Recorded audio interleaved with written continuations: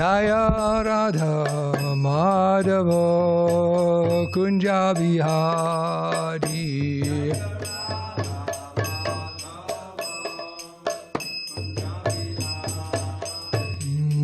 Gopi Jana Vallabha Girivardhari.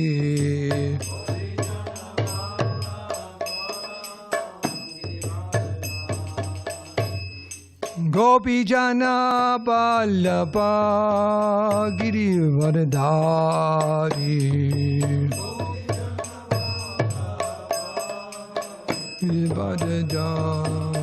Jasoda Nandana Braja Jana Ranjana.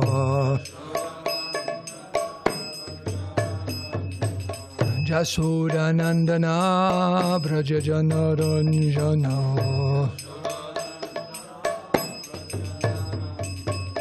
Jamunatira Vanachari. Jamunatira Vanachari. Jaya Radha Madhava Kunja Bihari.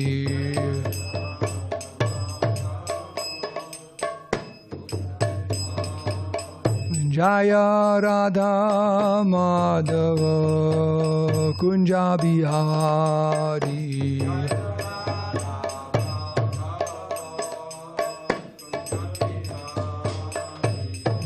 Gopi Jana Vallabha Girivardhari.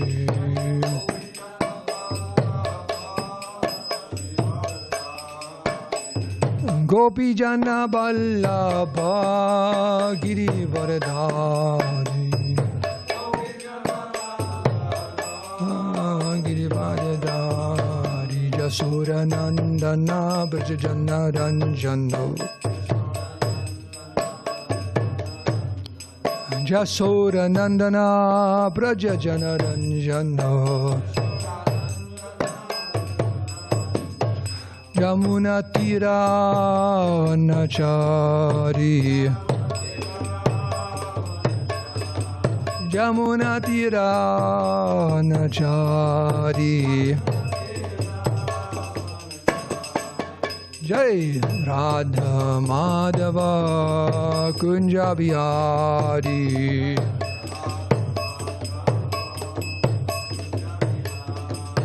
Jaya Radha Madhava Kunja Bihari. Bolo. Jaya Radha Madhava Kunja Bihari.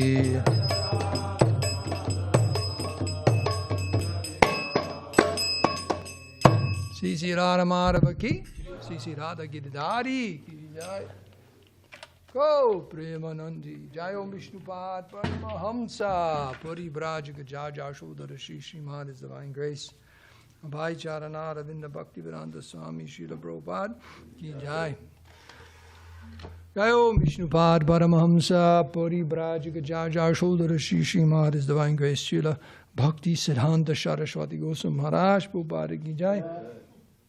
Koti Vaishnava Vrinda ki jai. Grantara Srimad Bhagavatam ki jai.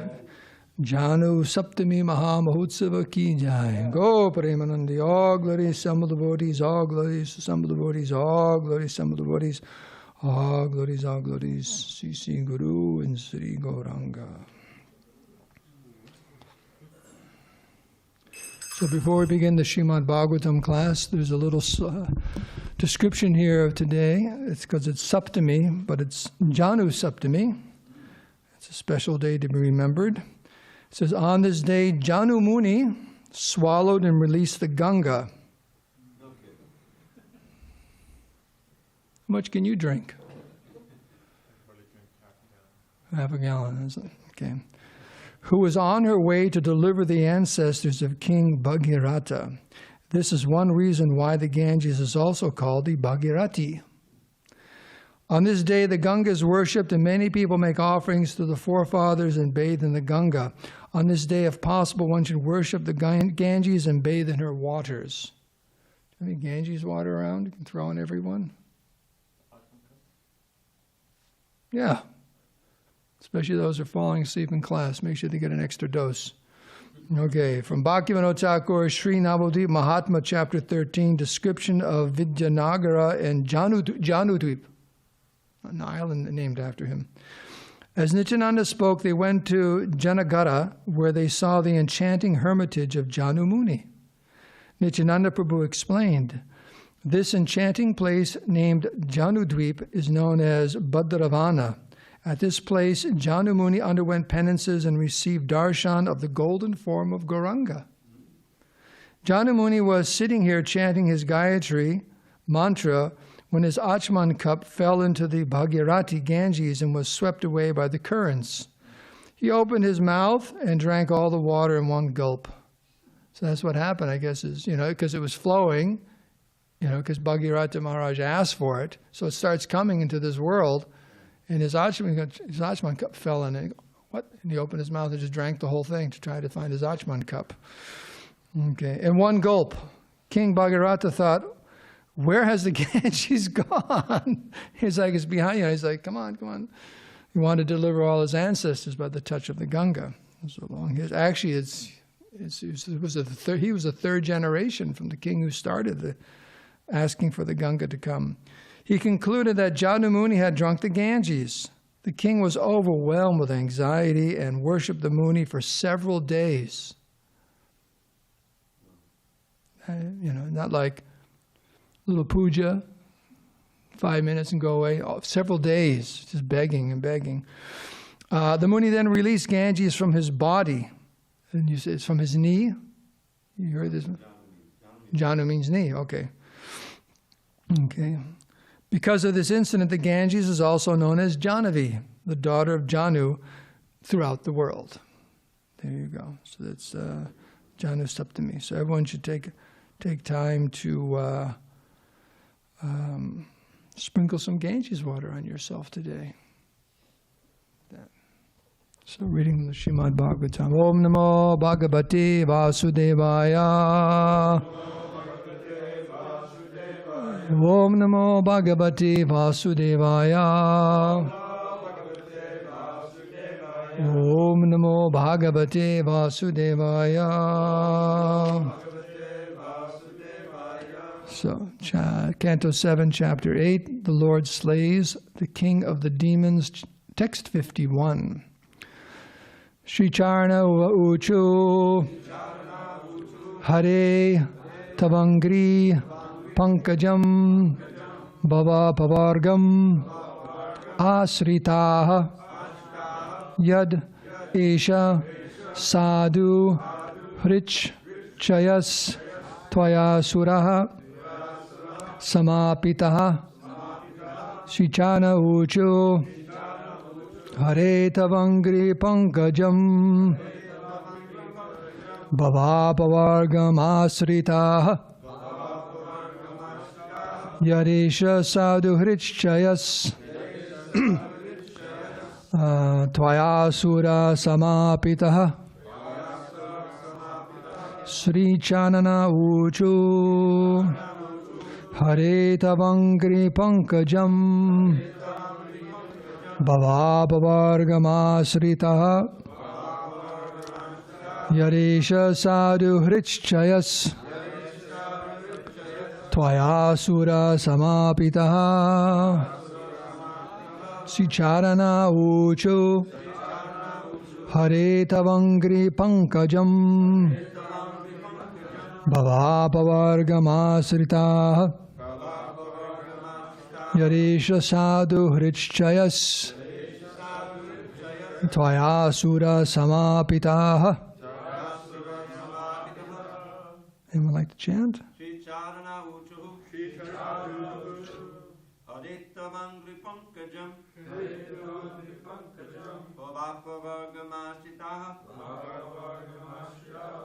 Yaresha Sadhu Hrichayas Tvaya Sura Samapitaha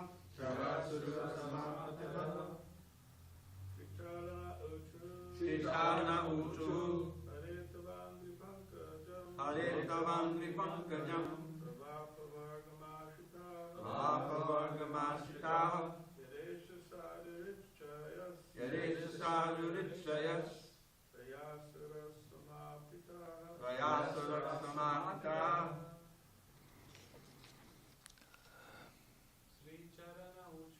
Sri Charana Uchu Aditavangri Pankajam Bhavaparagam Ashta Yadesha Sadhu Richayas Tvaya Samapitaha. Anyone else? Sicharana Uchu Hare Davangi Pankajam Bhavaparagam Sesha Sadhu Hrichayas Tvayasura Samapita. Word for word. Sri Charana Uchu. The inhabitants of the Charana planet said. I wonder what this actually means. Like, there's like 10 of them there, 5 of them there, 1? Maybe it was like 7 like that. You know, it's just how many gathered there. I mean, it's quite a cosmic event. Yeah. So, Right in the beat, so we need 70, 100. so here it is.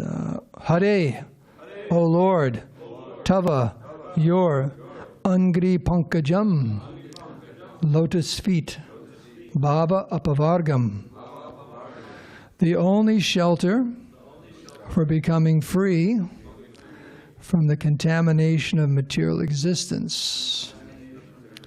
Asritaha, sheltered at. Yet, because, Eshaha, this, Sadhu Hrit Shaya, stake in the hearts of all honest persons. Tvaya, by your lordship, Asuraha, the demon Hiranyakashipu, Samapitaha, finished. Translation. The inhabitants of the Charana planet said, O Lord, because you have destroyed the demon Hiranyakashipu, who was always a stake in the hearts of all honest men, we are now relieved, and we eternally take shelter of your lotus feet, which award the conditioned soul liberation from materialistic contamination. Purport. The Supreme Personality of Godhead in his transcendental form of Narahari, Nṛsiṁhadeva, is always ready to kill the demons, who always create disturbances in the minds of honest devotees. To spread the Krishna conscious movement, devotees have to face many dangers and impediments all over the world, but a faithful servant who preaches with great devotion to the Lord must know that Lord Nṛsiṁhadeva is always his protector. Om Agyan Timirandasya Gyananjana Salakaya Chakshul Unminitam Dena Taismai Sri Gurave Namaha Sri Chaitanya Manobhistam Stapitam Dena Bhutale Swayam Rupagadam Hayam Dadati Swa Padandikam Sri Krishna Chaitanya Prabhu Nityananda Shri Advaita Gadadhar Shri Vas Adi Gaur Bhakta Brinda Hare Krishna Krishna Krishna Hare Hare Hare Rama Rama Rama Hare Hare Vanchika Padrubhasya Kripa Sindhu Bevacha Patitanam Bhavanebhyo Vaishnavebhyo Namo Namaha. So by your good wishes, ardent prayers, I'll try to say a few words about this verse and purport. Now, has it already been brought up in any of these classes about Lord Nṛsiṁhadeva, the origin of our chanting the Narasimha prayers at the end of Artik? Has that story been told recently? Because Prabhupada is saying here about Lord Nṛsiṁhadeva being the protector for the devotees. It was Los Angeles, wasn't it? Someone threw a pipe bomb into the temple. So the next morning, Prabhupada instituted the singing of this throughout ISKCON. Lord Nṛsiṁhadeva's protection is very dangerous, trying to push on the Krishna conscious movement. So Lord Nṛsiṁhadeva, Prabhupada says right here in the purport, must know that Lord Nṛsiṁhadeva is always his protector. So Lord Nṛsiṁhadeva is a protector of the devotees, protector of the pious souls. So that's the beginning of the chanting of the Nṛsiṁhadeva prayers at the end of each Artik and Kirtan and so on. Because devotees are in a dangerous position, just like in a, I don't even say army anymore, in a war, there are so many different personalities involved in the endeavor. And just even I was thinking about the battle of Kṛṣṇa, how many millions of people were killed? 640 million. Imagine the backup for that, just clearing all those bodies out and how much wood had to be chopped up for all the cremations and just logistics of making sure word got home to all their families. And I mean, it's unbelievable, just because those are just the soldiers. So whenever there's a military endeavor, you have the front line and you got all these people doing backup, making sure they're fed and this and that and just moved around, all the logistics and so on. But still, who is in the most dangerous position? The person's on the front line. Why is that? Someone's trying to kill you. Someone's trying to kill you. Is that a dangerous position? How often do you have that happen to you? Someone's trying to kill you. Now, you told the story yesterday about Sharaba, right? Someone's trying to kill you. It's not fun at all. It's not even anywhere near fun. It's difficult, very, very difficult, and it's bravery is required. If you're not brave, then you just get intoxicated. I remember one devotees were telling Prabhupada about Vietnam and how most of the soldiers were high all the time. Such a horrible situation. Most of the soldiers are high, smoking marijuana, just because they couldn't handle it. They weren't Kshatriyas, they weren't brave, it's just a horrible situation. But so those are on the front line. So ISKCON is on the front line of preaching Krishna consciousness. There are different Vaishnava movements, there are different religious movements, but many of them don't preach. They don't preach. Just like there's a big temple, the Balaji temple. You know, there's Deva, I forget what it's called, Deva Sadhans. There's different these big Vishnu temples. There's a whole big organization. No, I'm talking about in India, the Balaji temple there. And they in the 70s contacted and made an agreement with ISKCON that ISKCON could set up book tables at all their major temples because they don't preach, and they knew that. We don't preach. But Prabhupada, they had such great respect for Srila Prabhupada and his books, and we'll talk about a sweet Sankirtan spot. And based just on book distribution, that whole temple there and Tirupati was built. It's just unbelievable because you have thousands of pilgrims coming every day to worship Krishna. Well, guess who's got the books? You got a book table right there. But the point being is ISKCON is doing the preaching. We're on the front line. So it's a dangerous situation because we're confronting Maya. Just like Prabhupada was criticized, there's a thing in the Vedas about sannyasis aren't supposed to cross the ocean, right? You know, and there's validity to all of these on one hand. That we have to be very, very careful. I remember years ago I was at the airport flying up to San Jose to do a wedding. And then two sannyasis sat next to me, and then the gentleman in San Diego who brought them to the airport, they were from the, Swami Narayan. And one was Sarva Darshan, I remember him, and the other one, I forget his name. And we were talking, and then I got on the airplane with them. It was Southwest, so I sat next to them on the aisle because I volunteered to tell the stewardess no. Because they're not supposed to look at a woman or have any interaction with a woman whatsoever.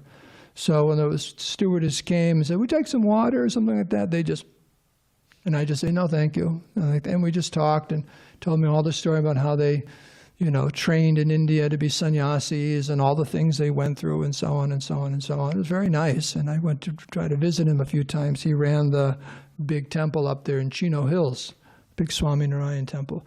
But when we got off the airplane, as we're saying goodbye, I said, "Let me give you a donation." And I pulled out a $20 bill, and he wouldn't touch it.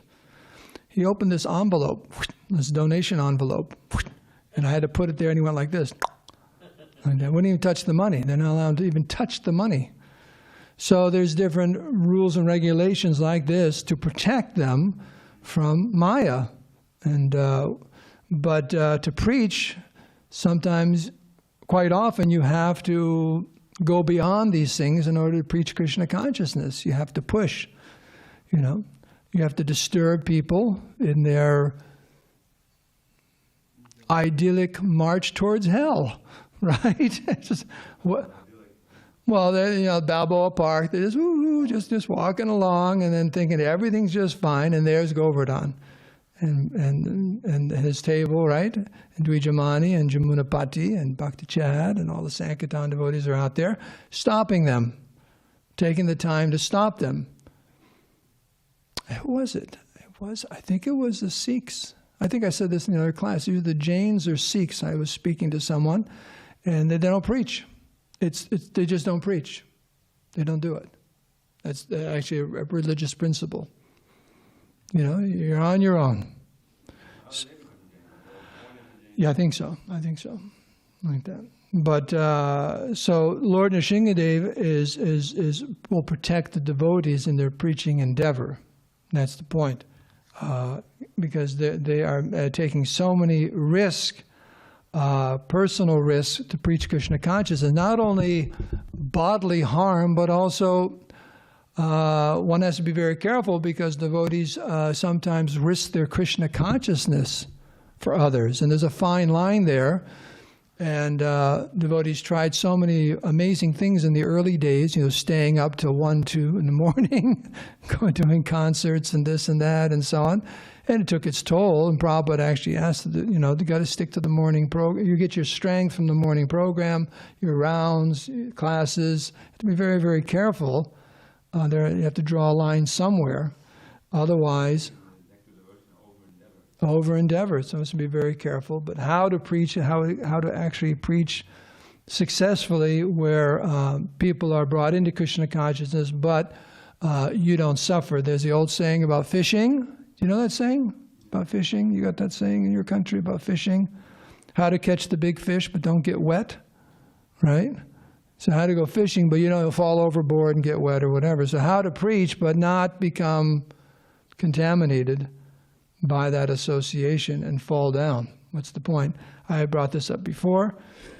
I remember going for my life-saving merit badge. And the very first thing they teach you as a lifeguard, you have to calculate, if I go to try to save this person, will I die? And if the answer is yes, don't do it. Maybe the current's too strong. We got an example about what happened a few years ago in Yosemite, right? There were 4 people there, and they came down above Vernal Falls, and I've been there, you can back out a little bit, looks okay. They backed out to get a picture. Well, guess what happened? The first person started getting swept away in the water. And from where to Balaram, you see the falls starting going over. So they're getting pulled. The other person goes, I'll try to save them. Guess what happened to the second person? Swept away. Third person said, I'll try to save him. Guess what happened to the third person? Swept away. I think there were 3 of them went over the falls. The fourth person said, no way. I got that merit badge. So you have to count, huh? This is the merit badge you're getting to become a lifeguard. A Boy Scout. Boy Scout merit badge. Yeah. So my parents are upset. I was this close to Eagle Scout, and I joined a religious cult. Hare Krishna. Anyways, I got the Garuda badge. I upgraded from Eagle Scout to Garuda Scout. I got a Garuda Scout. That's even better. It's transcendental. So the point being, one has to be careful. But the Srila Prabhupada, the Acharya, the spiritual master, sets the line. Be very careful. Be very, very careful. Lord Nṛsiṁhadeva will protect us. But as described here, there's a few points I wanted to bring up. Is, what does Krishna actually protect? We have prayers here by the Devotees, and it comes out, what they're concerned about.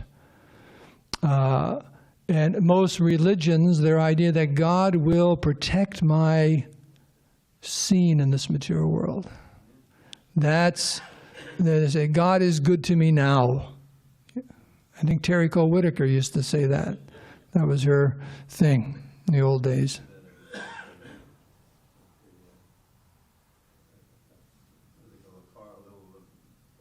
Bumper stickers and so on. God is good to me now. If I am prosperous, I'm healthy and this and all, then that means God's good to me. And if you don't have these things, God's not good to you. So the idea that that people pray that God will protect me, protect my family, protect my country. God bless America. Right? How many times have you heard that? God bless America. Probably all. Right? So praying like this, God, my material situation, please, no disturbances. Prosperity, good fortune, all these things, that's the idea that God will protect these things. But is that really what Krishna wants to protect? Is that real protection? The story about the woman who had the bundle of wood. The old woman had the bundle of wood. She's carrying it and it falls off. And she goes, "Oh, Krishna, help me." She's old. She's tired. She collects wood every day. And the bundle falls. You can imagine a big, big bundle, kindling and so on, branches. Falls. And she goes, "Oh, it's late. It's getting dark. Krishna, help me." Ding! Krishna appears. He said, "Yeah, you called? Krishna, oh, namo namo bhagavate vasudevaya. Yes, I called you. What can I do for you? Can you put this bundle of wood back on my head? I'm getting late to get home. That's all you want?" Yes, yes. She puts the bundle on her head, sends her on her way. So, is Krishna really happy that we ask him, "Oh, my dear Lord, please increase the burden on my head, my burden of material existence"? Krishna's not really happy, but he does that. He does that. Pious souls, they increase their faith. There is a God, and I pray, and I'm good, and Krishna reciprocates. But that's not a very high level of spirituality. In fact, it isn't spirituality, it's religion. Spirituality is you understand you're a spirit soul, so you see through the eyes of, as a spirit soul, what's Krishna protecting. Actually, Krishna protects the devotee, and who's the devotee, the body or the soul? The soul. That's what Krishna is protecting. He might not necessarily protect the body, just like here, Prahlad Maharaj, he was protected. His body was protected, no matter what his father tried to do to him. And in this situation, he was protected. But there are many instances of devotees, their bodies were destroyed. And then we can say, well, wait a second. Krishna, Lord Nṛsiṁhadeva, why didn't he come and protect them? So it's a valid question, And people can lose faith that, wait a second, I'm religious or I'm a devotee. And why didn't Krishna just make everything come out nice? Or protect me or help me or something, and everything's falling apart. Where's Krishna when I need him? Right? It's a test of faith. What's Krishna actually protecting?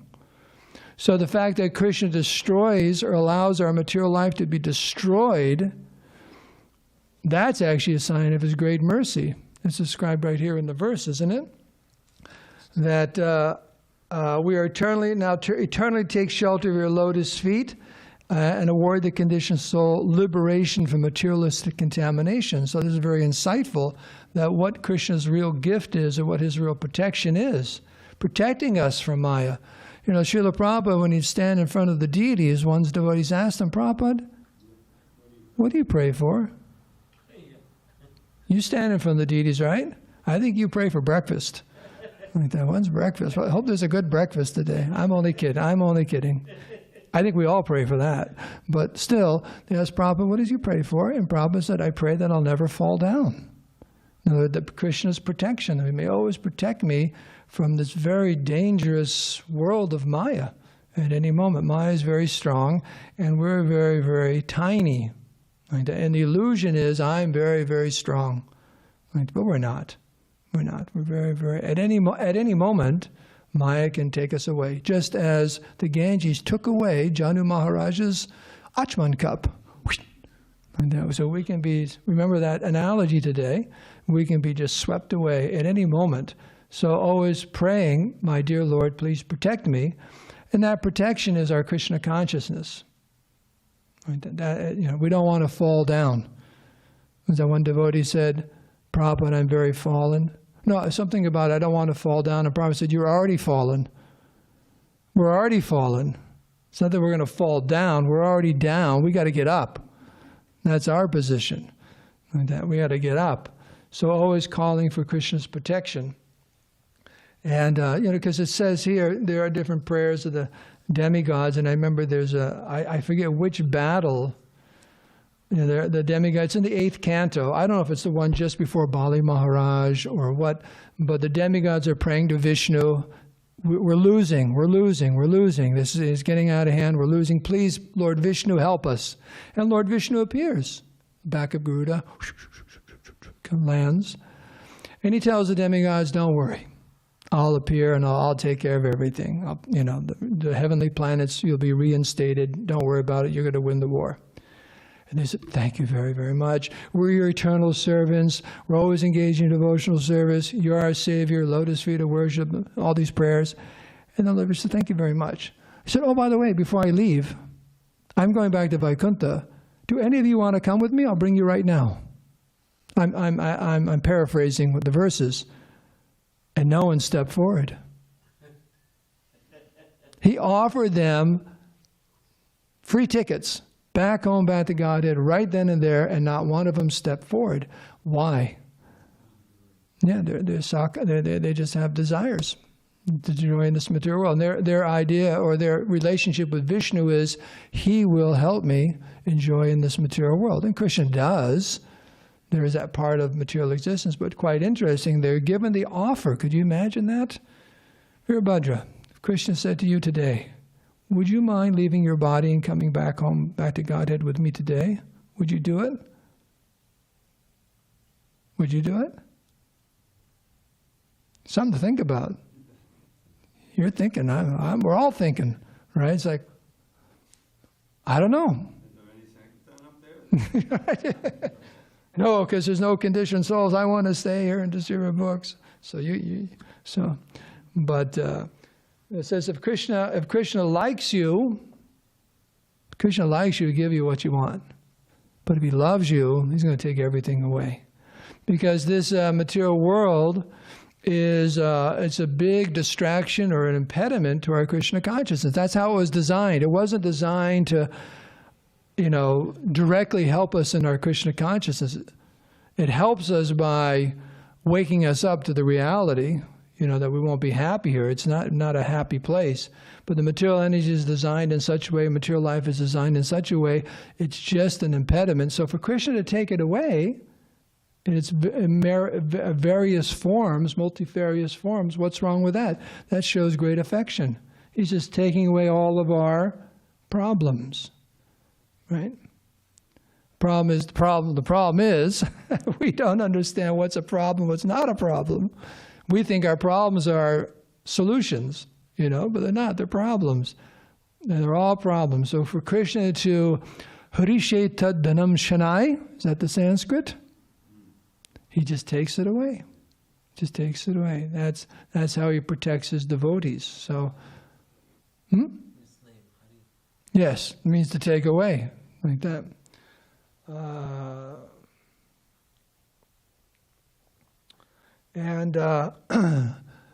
The biggest, the biggest danger that we need to be protected from, where's it coming from? Yeah, right there, over there. He's got it. He's pointing to it. He's got it right there. So watch out for Sankarshan. He's got our mind, our uncontrolled mind, our material desires. That's the big Hiranyakashipu. We have each of us have a little or a big Hiranyakashipu in our heart. He's causing all of these problems. So that's what we need to be protected from.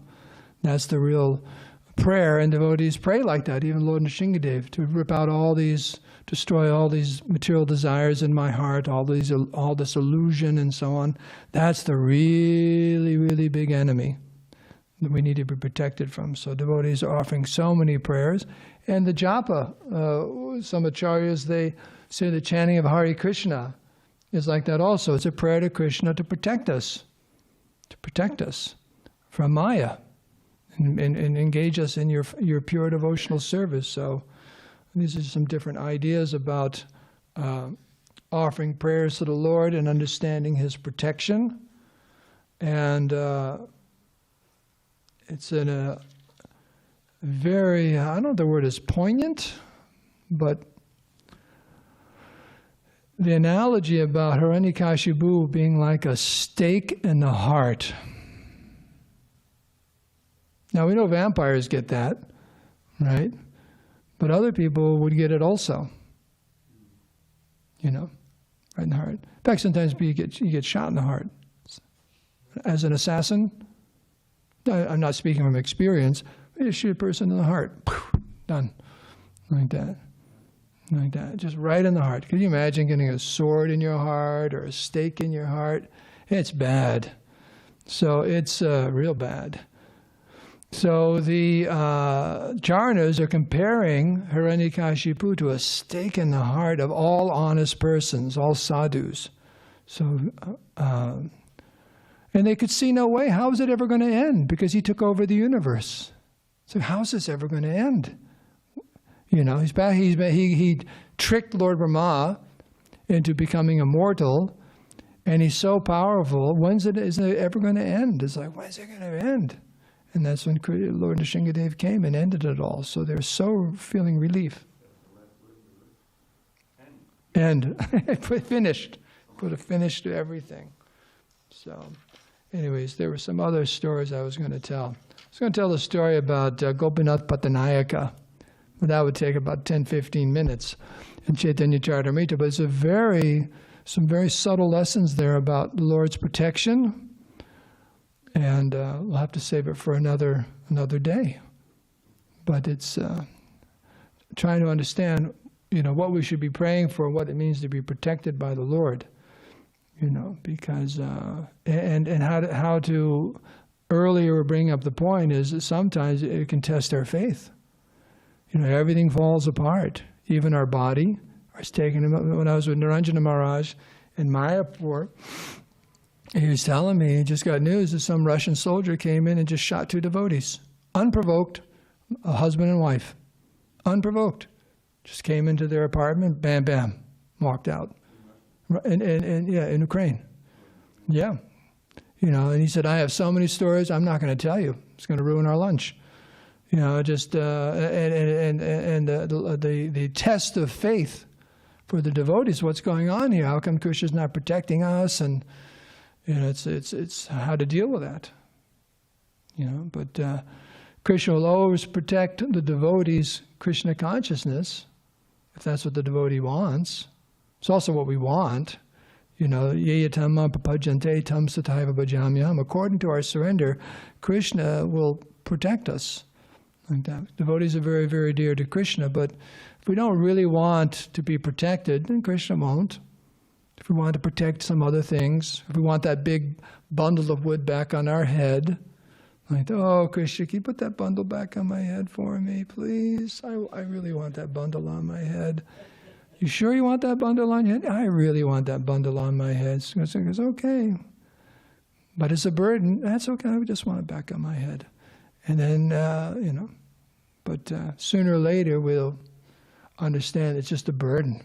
It's just a burden. The whole material life's a big burden, like that. And then one's ready. Then Balaram will be ready for sannyas. Sannyas means you know that the whole thing's just a big burden, like that. And you just want to preach Krishna consciousness, help people realize this. Prahlad Maharaj, he hasn't said that verse yet, has he? About the big burden of material life being a big burden. It's to Lord Nṛsiṁhadeva. It's not, yeah. So that's the big burden verse. So we can end here. Any questions or comments on anything we've said so far? Please, Prabhu. I'm wrong. That the conclusion to that little pastime where Prabhupada is praying in front of the deities is that the devotee was a gassist. You know, Prabhupada, you're a pure devotee. You can't fall down. How you're always praying? That doesn't make any sense to me. Why not? I can fall down because I'm always praying that I won't fall down. You know, I mean, he taught us that the chant, you know, it keeps coming up in the morning readings, you know, I mean, 24 hours a day. You have to chant 24 hours a day. But what are you chanting? What are you chanting? You're chanting a prayer to engage me in your service, that you won't fall down from the service. Yes. So that's why I don't fall down, because I pray like that. So ardent prayers. Anything else? Everyone? If you'll allow me, you know, I thought when I was giving class that I would do this first too, but I realized that then, you know, I realized no, this is after, so I didn't chant it in my class. But it really struck me because, you know, I'm a little bit of a you know, relisher of the Sanskrit, you know. Just a little bit. And then just a little bit. So here's the charanas, and I looked up the charanas because what are they? They mostly dance, but they also sing. And I said, well, they have this plain verse. This is obviously a Gita verse, you know, because it's in the form of the Gita, but it's not. It's a song, you know, and the whole meter. One thing I learned, you know, when I was studying the Chanda, is that the classic verse, Anushtup verse, which is the most of the Gita verses are that, and most of the Bhagavatam verses the Bhagavad has, is that there's a hard and fast rule that the second line, which is really, these are all padas, and there's two padas in a line. So the end of the first line, which is the end of the second here, it's always gamashita, you see, and samapita. Da-da-da-da, the short, long, short, long. You always end. It's a very hard and fast rule. There may be some other variation.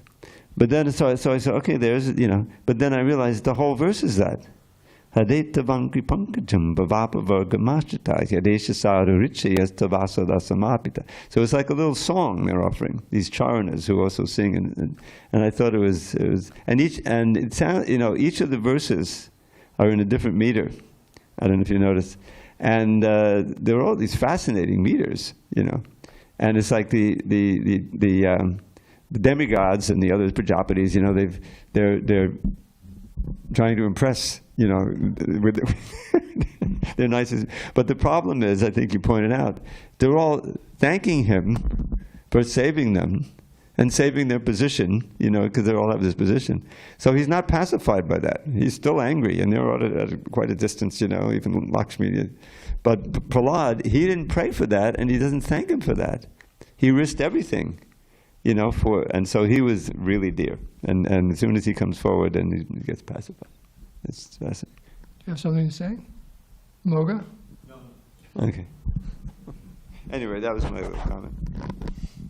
Okay, so yes. Okay, we can end here. All glories to Srila Prabhupada, Srimad Bhagavatam ki jai. And thank you, Janu Muni, for letting the Ganges go.